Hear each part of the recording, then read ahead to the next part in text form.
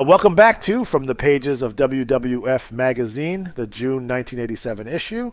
This is the moment where you can feel the company changing in real time. Not slowly, not in the background, but right here on the page.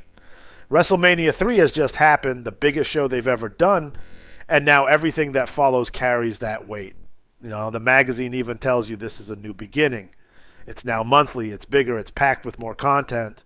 And it's positioning itself as the place where you get the full story of what just happened and what's coming next. Right from the start, before you even settle into the features, the magazine lays out its new identity. The publisher's message isn't subtle. They're adding departments, expanding coverage, building more connection with readers.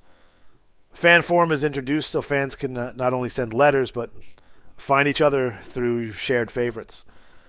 Private Eye promises something no other magazine is offering.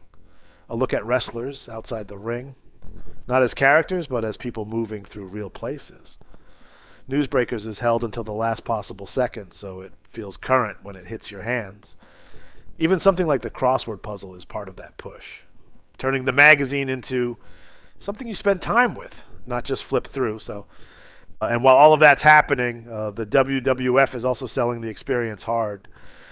There's a full push for reader interaction highlighted by the lunch contest, where you could actually sit down with Hulk Hogan. That's not just a giveaway, that's the fantasy. That's what this magazine is built on. You're not just watching these guys, you're one step away from being part of it. Once you move into the issue itself, the structure starts to take shape. Around the ring sets the tone with editorial voice. A WWF lowdown gives you that behind-the-scenes flavor without ever breaking the illusion. And Newsbreakers delivers those last-minute updates that make everything feel alive. Then Private Eye shifts the tone completely. Dino Bravo walking through Montreal, presented like a local star in his own environment. Not in a ring, not in a match, just existing. It adds something different, something that makes the roster feel bigger than just what you see on television. Caught in the Act follows that with something lighter, strange moments from the ring. Not the big finish, not the dramatic pose, but those odd snapshots that make you stop and look twice. It breaks up the flow in a way that keeps the issue moving. And then the feature section hits, and this is where WrestleMania III hangs over everything.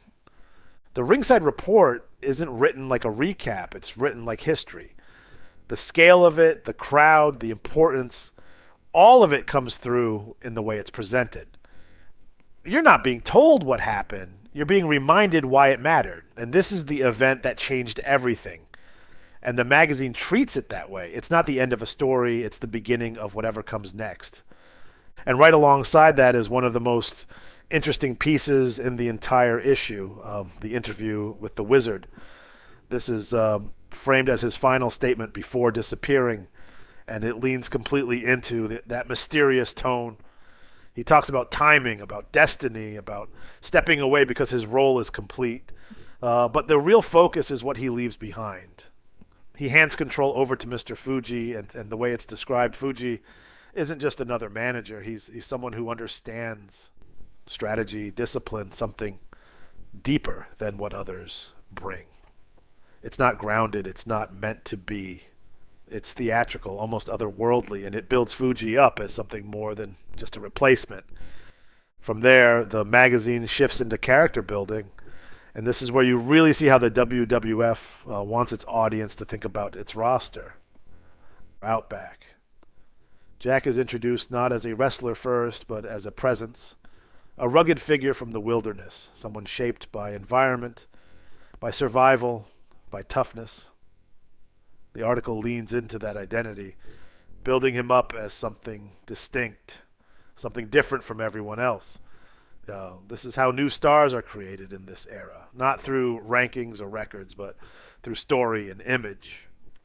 Then you move into Jimmy Hart and the Honky Tonk Man, and the tone flips completely. Now it's attitude, arrogance, noise.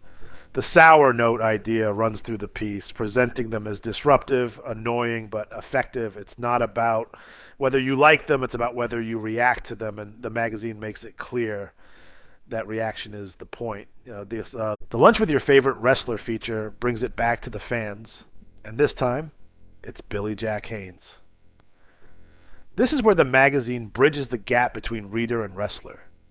It's casual, it's personal, it's built around that idea that these larger than life figures can sit across from you at a table and just talk. It reinforces the connection the magazine has been building since the first page. Then the tone shifts again with Adrian Adonis. The Adrian Goofs feature leans into comedy, mistakes, embarrassment, and it ties directly into his feud with Brutus Beefcake. It's not presented as serious competition, it's presented as something to laugh at, something to react to, and that contrast is intentional. Not every story is about dominance, some are about humiliation.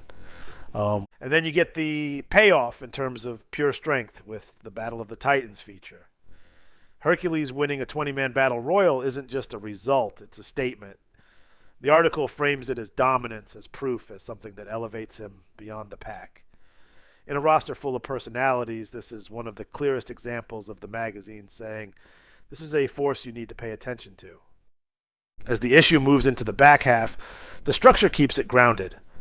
The WWF program bonus pages bring in that live event feel, like you're holding something you would have bought in the arena. Wrestler's Rebuttal gives the talent a voice, letting them speak directly, not filtered through match results or storylines. The crossword pulls you back into participation, testing how much you actually know. And wrap-up ties everything together with the ongoing movement of the WWF, reminding you that nothing here stands still. And all the way through, the magazine never lets you forget what it is. This is the official voice. This is the controlled narrative. It builds stars. It shapes perception. It tells you who matters and why. WrestleMania 3 is the anchor, but everything around it is about what comes next. What stands out most is how complete it feels. Not just matches, not just interviews, but a full experience. Fan interaction, lifestyle features, humor, dominance, and spectacle, all of it layered together in a way that keeps you moving from page to page without ever settling into one tone for too long. If you remember this era, this is exactly what it felt like. Big, loud, colorful, constantly shifting, and always pulling you a little deeper into it. If this one hit for you, save it and come back to it. These are the issues where you start to see the WWF becoming something bigger than just a wrestling promotion. Drop your memory from this time, what stood out, what you remember most.